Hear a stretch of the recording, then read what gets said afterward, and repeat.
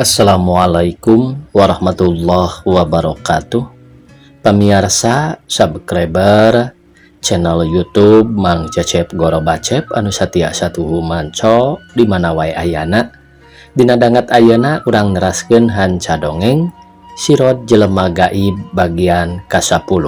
Ieu yasana Bapak Kasukarna.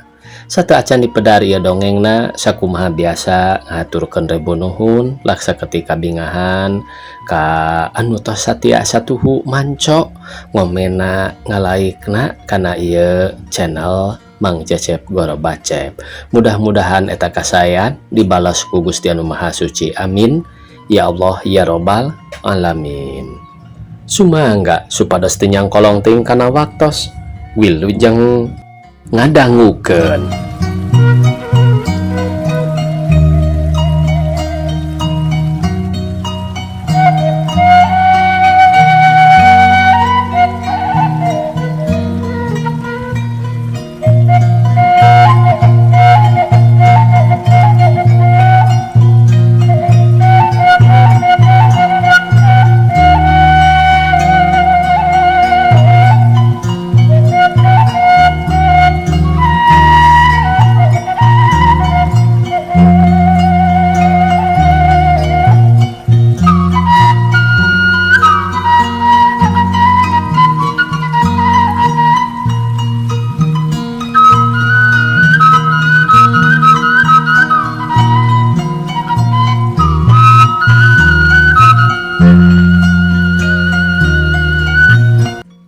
Kieu tihul ceuk anu ngagogoh di dieu mah dina sela-sela akar loa anu loba oraina teh aya jelema gondok keur tapa ari anu ditujuna hayangeun gondokna leungit eta jelema teh tapana geus 7 poe 7 peuting. Waktu eta jelema ngalalengkur tapa putrana anu ngagogoh di dieu sok amengan kalebah dinya manehna kabitaun ku eta gondok keur cocoan meureun terus ngurihit ka bapana supaya eta gondok dipenta. Kulantaran bapaknya ka anak nya anjeunna nembongan kanu tapa teh maksudna rek nginjem gondok kudu tapan teu dibikeun ari diinjem mah tapi lamun dipenta rek dibikeun lantaran pangmanehna tapa di dinya oge hayangeun leungit gondokna atuh lantarannya ka anak kapaksa anu ngagogoh di dinya teh rek menta bae ngan make syarat dina poe Jumaah kuduna kampret bodas ditempelan ku duit talen serta ditunda disampaikeun dina tangkal cariang anu ngadungus atuh puguh bae nu tapa teh sanggupeun sarta ngajangjian yen dina poe Jumaah rek nunda kampret anu ditempelan ku duit sarta rek ditunda disampaikeun dina tangkal cariang teh atuh hari geus paheut pasini mah eta gondok teh dicomot kudu ngagogoh di dieu sarta polonyon teh sakara-kara terus dipasikeun ka putrana dipake cocoan kaparengan sanggeus putrana bosen nyonyo gondok nya dipasikeun deui ka Rama atuh sok kuramana disimpen dina kampret anu disampaikeun teh kalawan make ijab qabul sing saha anu maok ieu kampret bakal katepaan ieu gondok nya kabeneran pisan anu maok kampret teh ilaing tihul apes ilaing teh oi nu matak wayahna bae kapapancenan kudu miara gondok 3 tahun mah cek Abah Jamil bari melong kasih tihul. Aduh ampun Abah keun bae ari kitu mah abdi bade nunda totopong bae dina pagar sina dicokot ku si kewen bah supados gondok abdi ngagurawil sina pindah ka si kewen cek si tihul ngarenghik pikawatireun. Us montong kita Abah teu pupuh nepakeun jurig pateuh si kewen bari melotot bakat ku sieun satanya kelan beheungna. Abah tiasa eta gondok teh ditepakeun kanu sejen ceuk jangkamin ka karamairan sigana mah bisa ujang ngan kudu saban poe Jumaah jawab Abah Jamil bari ngareret anakna. Kumaha lamun tepakeun ka si Sirod Abah ngara manehna ngagurawil jadi gondok sarta nyeepon moal bogohon engke abdi laksana bisa ngarebut manehna sigana mah bisa tapi jawab bapana nyari tanah teu kebat. Tapi kumaha Abah cek jangkamin penasaran tapi ayeuna mah si Rodoge geus bungkang. Oh nya bae nya kumaha atuh akalna nulungan Tihul teh Abah? Cik Jang Kamin kawas nu ngatireun pisan ka si Tihul teh.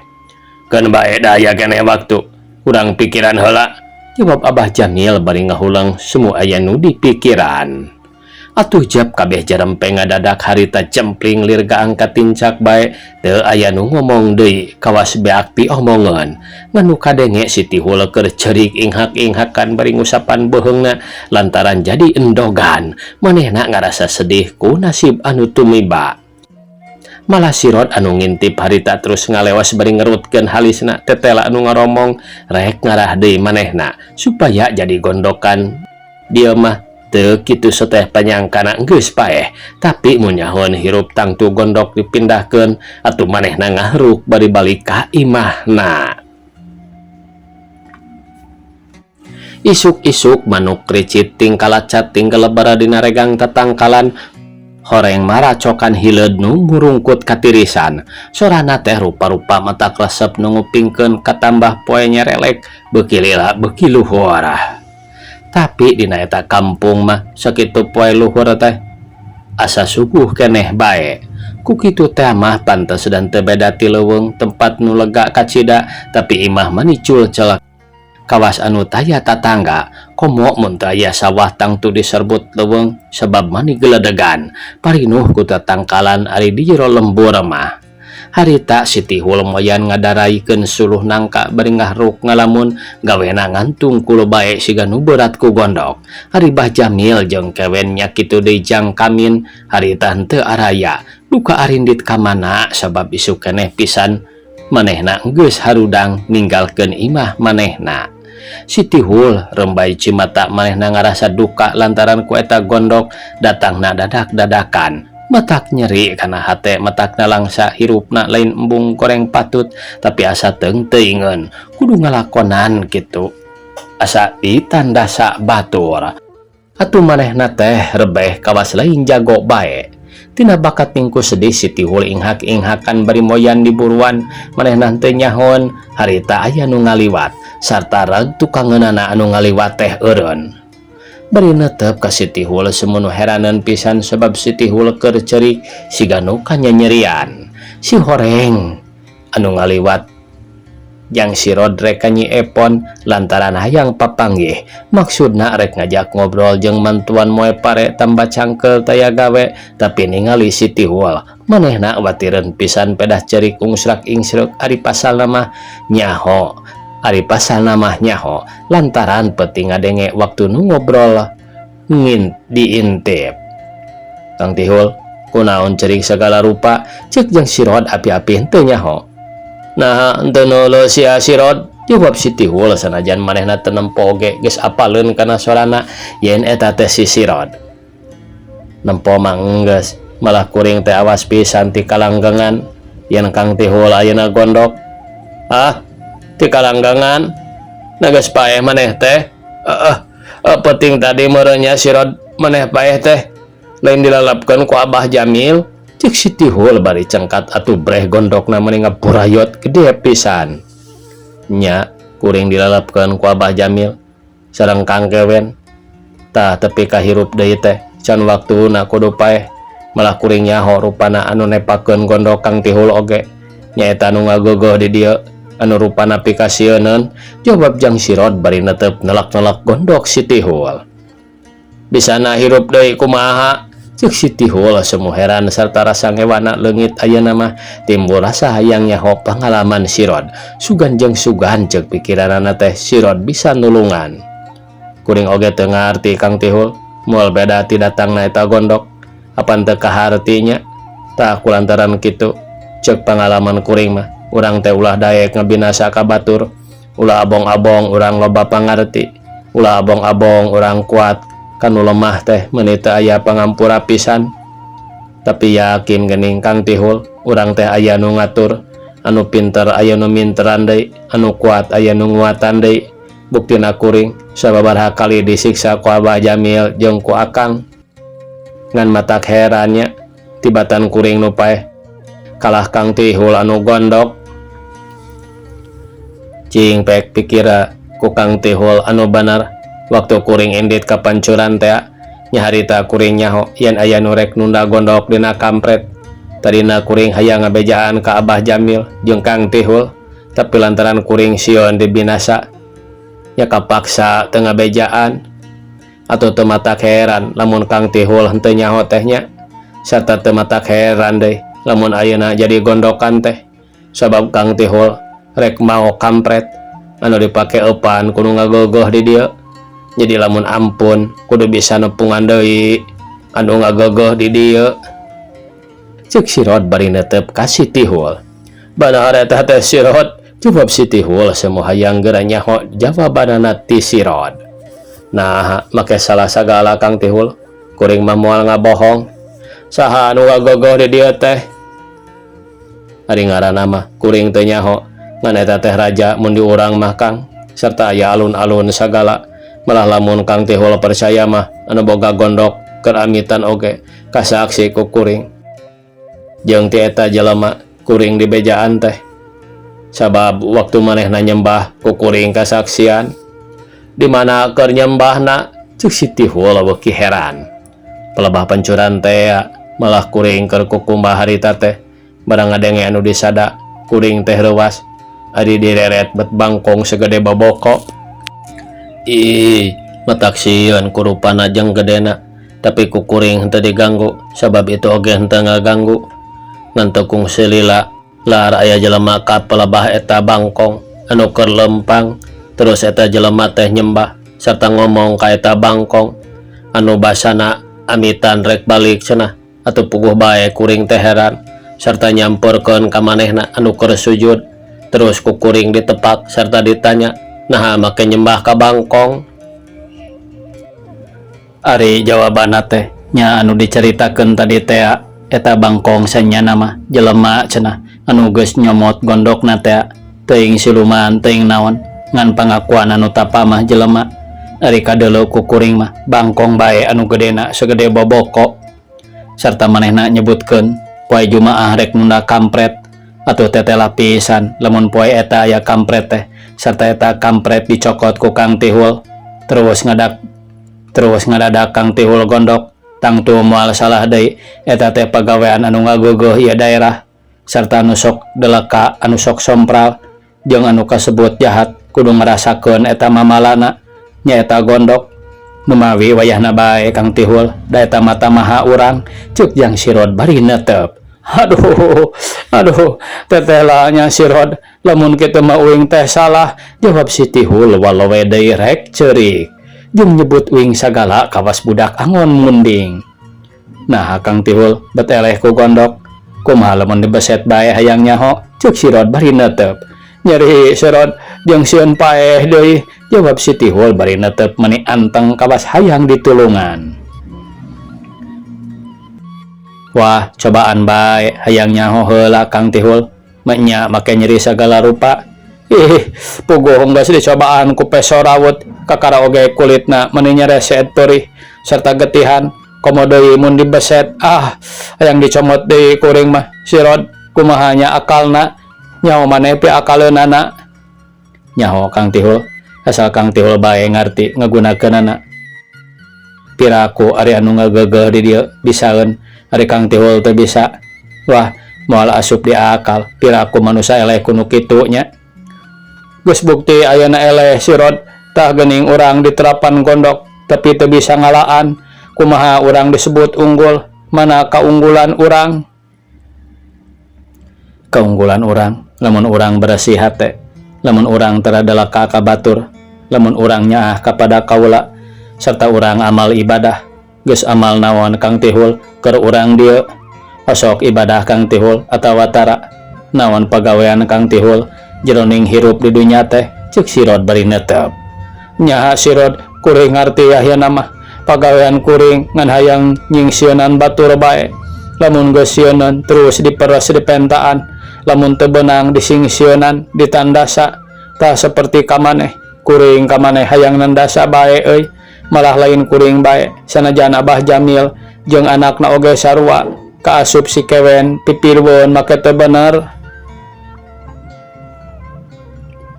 Tapi buktina ayeuna karasa tadi peting dewek ngadenge beja silaing teh geus paeh dilalapkeun disusukan gede tang tu paeh cenah sabab ditalian ku tambang tapi isuk-isuk keneh geus peceng hungul nyampurkeun ka dewek. Bener euy silaing mah aya nu nang tayungan cingan tulungan dewek atuh sirod bisa silaing nulungan dewek cek si Tihul bari ngaranghik kawas lain ka musuh bae duka teuing pedah tetangga asugan jeung keur eueuh Abah Jamil. Eta henteu era Kang Tihul ku diri sorangan moal nya cek keneh tas nandasa ka kuring ari ayeuna bet minta tulung ka kuring. Kumaha pikiran Kang Tihul teh? Engke lamun geus cager rek nandasa deui nya ka kuring teh. Moal sirot sing percaya kuring rek sumpah ka bangkong gede teh minta disaksianana oge lamun tepikeun ka kuring hianat deui ka sirod sing minta gondok dina daun ceuli tah. Jawab si Tihul bari ngajiwir ceuli manehna. Kanyanyerian keneh kuring mah urut dibabarik diburuan oge. Jawab sirod bari ngaleos indit deui. Sirod, aduh sirod mangke heula atuh ulah nyingkah euy. Anas eta dewek geus nganyeri hampura bae atuh dan teu bocel lain. Cek si Tihul bari nangtung arek ngudag. Oh, kitu Kang Tihul. Lamun kitu mah kuring oge ngahampura, tapi terus terang kuring teu bisa ari ngubaran mah. Ngan rek mere keterangan bae ka Kang Tihul, tapi syaratna Kang Tihul teu meunang ngagunasi deui ka kuring jeung ka Nyi Epon, kitu deui ka indung bapana. Sebab kuring teh rek kawin ka Nyi Epon malah waktuna ngan saukur pepoean deui. Tah lamun Kang Tihul sanggup nadunan paminta kuring kakara kuring rek mere keterangan ngan ukur keterangan pangaboga kuring mah Kang Tihul anu eta keterangan teh hasil lalampahan kuring sorangan. Sirod bari netep ka si Tihul anu harita keur nangtung. Sanggup sirod kuring moal deui ngagunasi ka maneh malah hayang melaan euy. Asal maneh bae bener-bener ngabelaan ka kuring dan bae ku keterangan oge asal eta keterangan bener jeung ngandung hasil lamun dilakonan. Syukur atuh ari kitu mah ngan kuring ayeuna rek nanya ka Akang ari Akang pangluntalan to Jumaah kaloa teh rek naon sabab urang dia mah teu aya nu wanieun. Kieu eta teh euy balem Jumaah kuring dititah ulah sare ku Abah Jamil lantaran Abah Jamil keur ngambat anu ngagogoh di ieu nu dipuhit ku manehna.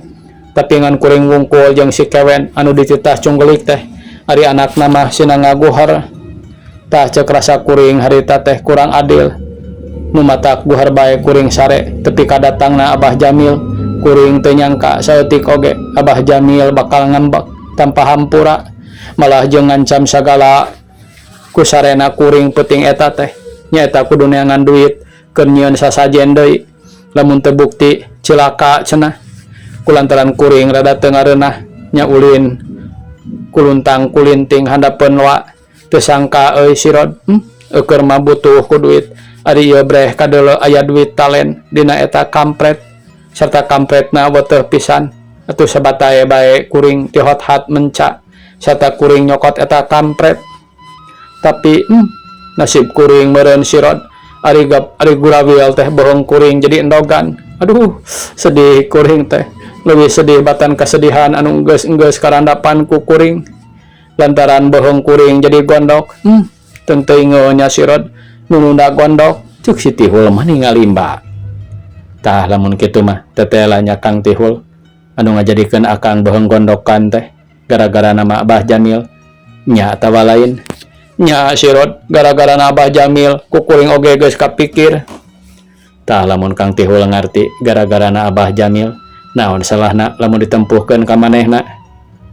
Eta oge geus sirod ngan hanjakal manehna sanggup ngubaran tapi minta tempo heula tepi ka Jumaah sarta cantang tu cager deui ari omonganna mah sarua bae jeung omonganna sirod. Kumaha lamun Kang Tihul ngubaran sorangan? Cing cobaan bae minta-minta ka bangkong gede teh da manehna nu boga pagawean pira aku sugan teu diijabah sabab cek rasaan kuring mah tang tu diijabah asal kebiasaan urang anu sok ngajalankeun kajahatan ulah dipake deui ulah dilampahkeun deui. Iraha tah kira-kirana kuring ngubaran sorangan teh sirod jeung daek ilaing lamun ngantor ka dewek. Tangtu bae daek mah Kang, serta ari pandangan kuring mah leuwih hade malam Jumaah. Leuwih hade malam Jumaah ieu gogonya ka hayang Abah Jamil. Hayang nyaho bisa nyageurkeun atawa moal, lamun teu bisaeun kakara urang nu kudu ikhtiar sorangan, serta abdi yakin arek mantu sakuat-kuatna. Syukur si Rod, kakara kuring ngadenge kecap-kecap anu genah serta mawa harapan keun kuring moal rek ingkah balilahan, kuring moal rek pindah ti lompangan, sanajan kuring tetep bebarengan jeung Abah Jamil, tapi ari jeung si Rod mah ti ayeuna kaharep sejangah hiji. Setujuan tah lamun kitu si Rod? Satuju Kang Tihul, kuring satuju pisan moal aya papaling panghate jeung kuring moal jalir janji deui. Hayu bae engke buktikeun lamun ku Abah Jamil teu cager, hayu jeung kuring ikhtiarna. Bororaah kuring masih lelengohan, sanajan kuring geus laki rabi oge moal mundur rek tetep bae nganter ka Kang Tihul tepi ka cagerna. Nuhun teuing si Rod ke nu geus mah nya. Pek atuh rek nepungan Nyi Epon mah ku kuring didoakeun sing tereh kawin jeung didoakeun sing salamet, serta mudah-mudahan kuring bisa cager deui. Serta lamun aya naon-naon anu hubunganana Abah Jamil arek meregasa engke ku kuring dibejaan, jawab si Tihul ngadadak jadi bageur. Kuring oge nuhun Kang Tihul, mangga atuh kuring rek ka Nyi Epon heula. Cek si Rod bari leos indit ninggalkeun si Tihul anu diuk deui sarta moyan yang harepan suluh nangka. Ari jang si Rod ngagidig ngajugjug imah Nyi Epon barang jol datang kadinya kasampak Nyi Epon aya keur moekeun papakean. Si horeng nu dipoekeun pakean manehanana anu peuting baseuh teh urut manehna ti lalap dilalapkeun ku Abah Jamil. Atuh si Rod teh bungaheun sarta pok manehna nanya, "Nah, aya anteng kitu moekeun pakean akang teh Nyi Epon?" Cek si Rod mimitian nyarita bari nangtung tukangeunana Nyi Epon. "Apan diibringkeun heula Kang si Rod, ngarah rata kapanasanana," jawab Nyi Epon anu tadi oge saenyana mah manehna geus ningali aya si Rod keur nyamperkeun. Paingan atuh ari kitu mah da karasana ku akang oge panasna hate akang teh meuni rata. "Rata kumaha Kang si Rod?" jawab Nyi Epon heran. "Rata bae lamun hate inget terus kontak hayang ka dieu badan akang teh, malah panon oge sok lurat reret sugan aya Nyai datang. Nya kitu deui aya cak-cak di sada menit dengdek ceuli akang teh, darasaan teh sora Nyai ngajak ngomong. Lain rata ari kitu." Kutan teh kitu Kang si Rod, beuteung nyangka geningnya laku lampah akang teh henteu benten ti lampah abdi, jawab Nyi Epon bari malik ngalieuk.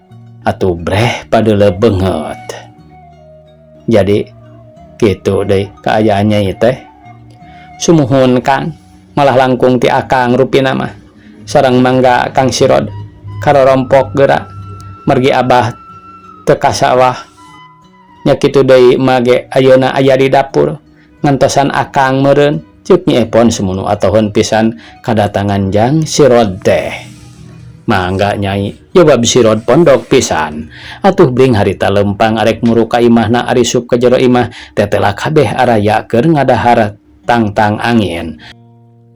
Atuh pada suki giak. Nya kitu deui bojona sabab aya si Rod datang anu keur diarap-arap. Atuh ari jol ari pok jang si Rod sina ka jero. "Tah geuning si Rod yap ka jero jang si Rod. Puguh Abah jeung emak aya picaritaeun saeutik," ceuk Bapa Dasuki mani giak. "Mangga Abah, aya picarioseun naon Abah teh?" jawab si Rod bari asup nyamperkeun Bapa Dasuki geuk manehna diuk.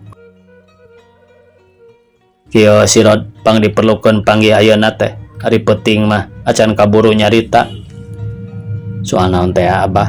"Soal abdi sareng Nyi Epon," ceuk si Rod mani bungangang. Sabab kacida bedana teh budi indung bapana Nyi Epon teh harita mah.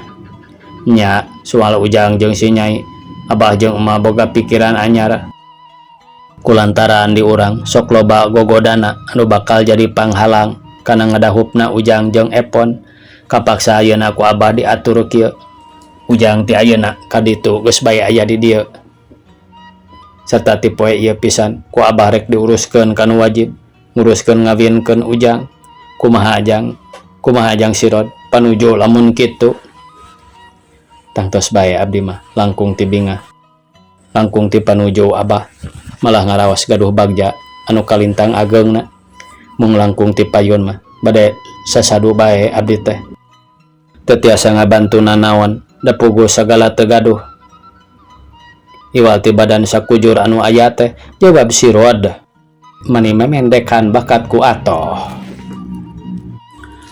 Teu kudu loba dongeng sirod, soal kawin mah jeung sajabana oge dibereke ku abah saloba-lobana, da teu aya kakurangan abah mah. Boh duitna, boh parena, boh mundingna, boh endogna, nya kitu deui laukna. Sababikeun abah lega sawah lega balong, loba munding, rea domba, nya kitu laukna pinuh. Naon deui make nungguan pamawa ujang, ceuk ramana nyaepon teu karagok nyaritana teh siga anu teu galidor arek mulung mantuna teh. Nuhun atuh abah, ari kitu mah abdi moal nolak sakedik oge, moal baha kana pamundur ti abah. Jawab sirod bari dumareuda bakatku atoh. Tah kudu kitu ujang, geus bae ayeuna mah di dieu heula nya. Abah jeung emah ayeuna arek nguruskeun. Tita tadi puguh di dagoan teh ceuk ramana nyeepon bari terus harita keneh dangdan sareng bojona arek nguruskeun kawina sirod anu sagala didadak lantaran hayangeun gancang. Sanggeus pada suki mios diiringkeun ku bojona jang sirod meni ngarenghap bari ningali ka nyeepon atuh puguh matak bunga terus manehna ka tukang sarta arulin di kebon ni ngalian bubuahan kayaning buah balingbing, pisitan, sareng kokosan, tangkal jeruk, ngarung gunuk, buahna peting garayot, tina bakat ting kulebet, dahana pating pelenong. Ganti poe jadi rame ear nu pabeja-beja yen sirod aya milikna ayeuna dipulung mantu ku anu beunghar didinya. Bapa Dasuki milihna kalah bet milih ka sirod teu milih ka Jang Kamin anu geus pada nyarangka. Abah Jamil enggeus tangtu bebesanan jeung Dasuki, tapi ari dina prakna geuning bet milih Jang Sirod lalaki anu nunggelis.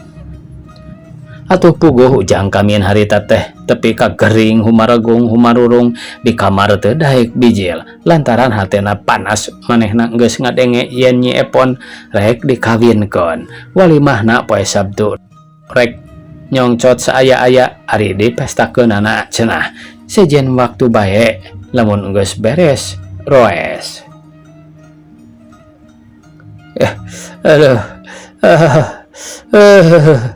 Alah tobat. Aduh, sora Jang Kamin humarurung di enggona. Kamin, Jang Kamin, keluar Jang. Kunaon humarurung bae teh? Nyeri huntu. Ceuk Abah Jamil bari camerut di tengah imah di sing hareupan ku si kewen. Aduh, nyeri hate bah. Angan seul mani mentegeg untuk kekolot bakat ku handeul. Aduh. Jawab Jang Kamin tinggona ari kaluar mah henteu lantaran hayang ngaringkuk bae bari nyuuh. Nyeri hate kunaon atuh ilaeng teh ngahariwangkeun ujang, ceuk bapana menija mendod. Kabogo direbut batur abah. Tong hariwang ujang. Saha ayeuna nu ngomong tah? Bapa maneh deuleu anu moal aya kaperteloanana pikeun ngaganggu nu karitu patut mah. Moal ujang. Moal bisa jadi kawinna ge. Lamun tepi kajadi teh mah moal bisa hade. Keun kumaha abah anu ngaturna mah budak mah nyaho diberes, ceuk Abah Jamil bari kekerot. Milu panas jeung nyeri hate mang nyerikeun ka anakna.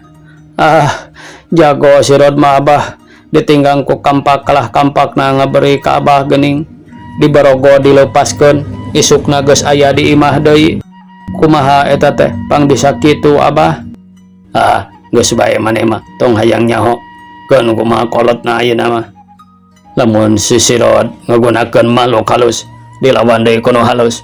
Lamun manehna entang-entangan wani ngelawan kuraga badag nya dilawan kuraga badag geus bae tong dipake mahu marurung segala rupa. Budak mah nyawa diberes. Jawab Abah Jamil ngagedean hate anakna. Aduh, sumuhun da sanes budak abdi teh Abah. Panghayang kawin ka nyepon oge sanes budak abdi teh cek jang kamin embungeun pisan disebut budak teh. Nah atuh make marurung kawas budak ari geus kolot mah. Jawab Abah Jamil bari nyentak keuleun meureun pedah manehna ayeuna mah nete semplek nincak semplak. Aduh, alah, cek Siti Huluh marurung deui di kamarna. Saha deui bae eta teh, ku marurung kurang ajar. Cek Bah Jamil bari nyorongot bari ret ngederet ka kamarna Siti Hul. Waktosna kabujeng sae pamirsa, sakitu anu tiasa kapihatur. Wassalamualaikum warahmatullahi wabarakatuh.